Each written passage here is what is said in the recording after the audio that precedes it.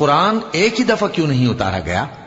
इस तरह आहिस्ता आहिस्ता इसलिए उतारा गया कि इससे तुम्हारे दिल को मजबूत रखें, और इसी वास्ते हम इसको ठहर ठहर कर पढ़ते रहे हैं। और ये लोग तुम्हारे पास जो एतराज की बात लाती हैं, हम तुम्हारे पास उसका माकूल और खूब वाज़ेह जवाब भेज देते हैं। जो लोग अपने चेहरों के बल दोज़ख की तरफ जमा किए जाएंगे, उनका ठिकाना भी बुरा है और वो रस्ते से भी बहके हुए हैं। और हमने मूसा को किताब दी और उनके भाई हारून को मददगार के तौर पर उनके साथ कर दिया। फिर हमने कहा कि दोनों उन लोगों के पास जाओ जिन्होंने हमारी आयतों की तकजीब की। आखिर हमने उनको पूरी तरह हलाक कर दिया।